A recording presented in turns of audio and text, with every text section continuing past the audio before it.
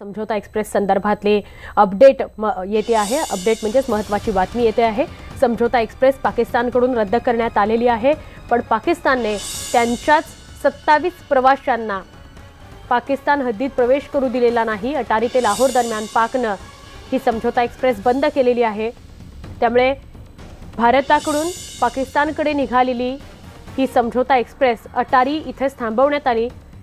भारतातून जाणारे 27 प्रवासी जे पाकिस्तानचे होते त्यांना अटारी या स्थानकावर थांबावं लागलेलं आहे। अटारी सीमेवर पाकिस्तानचे प्रवासी अडकून पडलेले आहेत। पाकिस्तानने समझोता एक्सप्रेस रद्द केल्यामुळे ही परिस्थिती उद्भवलेली आहे। पंजाबच्या अटारी या स्थानकावरची ही दृश्य आपण बघतो आहोत। काही महिला रडताना आपल्याला बघायला मिळतात, काही पुरुष प्रवासी सुद्धा हवालदिल झालेले बघायला मिळतात। प्रशांत लीला रामदास यांच्याकडून अधिक माहिती घेऊया। प्रशांत, पाकिस्तानचेच काही प्रवासी साधारणपणे कळतंय की 25हून अधिक प्रवासी आहेत जे अटारी इथेच अडकून पडलेत, त्यांना पाकिस्तानात प्रवेश करता आलेला नाही कारण समझोता एक्सप्रेसच रद्द केली गेली आहे। काय सांगाल? बरोबर आहे, खास करून समझोता एक्सप्रेस आहे ती रद्द करण्यात आलेली आहे आणि खास करून जर बघितलं त्यामध्ये 27 पेक्षा जास्त प्रवासी आहेत आणि यामध्ये आता ज्या पद्धतीने पाकिस्तानच्या दिशेतून येणारे समझोता एक्सप्रेस रद्द केल्यामुळे त्याच देशातील अनेक नागरिक जे अडकून पडलेले आहेत, त्यामुळे आता निर्णय घ्यायचा आहे सरकारला।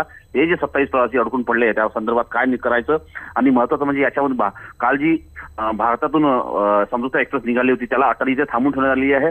आता होऊ शकते या संदर्भात चर्चा होईल आणि लवकरच या 27 प्रवाशांच्या संदर्भात निर्णय घेतला जाईल। नक्की, पण समझोता एक्सप्रेस कालच रद्द करण्यात आला, त्यामुळे अशीही काही बातमी आहे का की तिकडून म्हणजे पाकिस्तानकडून येणारी जी समझोता एक्सप्रेस होती त्यामध्ये सुद्धा काही प्रवासी भारतीय असू शकतात, ते तिथेच अडकलेले असू शकतात लाहोरमध्ये, असं काही कळतंय का? का आता ही जी बातमी आहे ती फक्त पाकिस्तानचे प्रवासी हे अटारी इथे अडकलेले आहेत एवढीच कळते? बरोबर आहे, पाकिस्तानचे प्रवासी जे अटारीचे अडकून पडले हीच माहिती आपल्याला मिळत आहे। महत्त्वाचं म्हणजे जर बघितलं तर काल जी ट्रेन दिल्लीहून निघाली होती पुराणी दिल्ली रेल्वे स्टेशनवरून ती अटारीच्या दिशेने निघाली, त्याला समझोता एक्सप्रेस असं संबोधलं जातं। आठवड्यातून 2च वेळा ही एक्सप्रेस चालते, पण त्या पद्धतीने निर्णय झाला।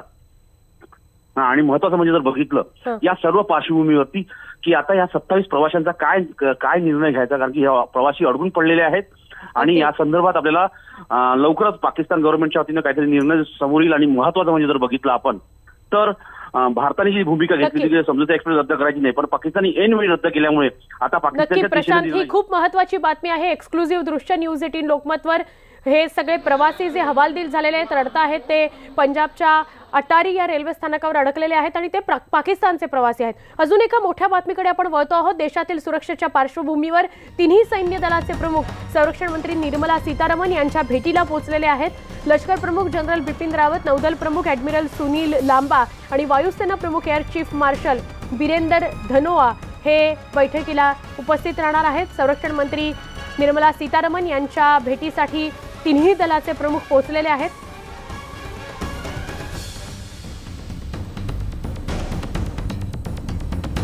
आमचे प्रतिनिधी प्रशांत लीला रामदास यांच्याकडून अधिक माहिती घेऊया। प्रशांत, या बैठकी संदर्भात काय अधिक मिळते? किती वाजता ही बैठक होणार आहे? हे तिघेही सैन्य दलाचे प्रमुख किती वाजता निर्मला सीतारमण यांना भेटणार आहेत?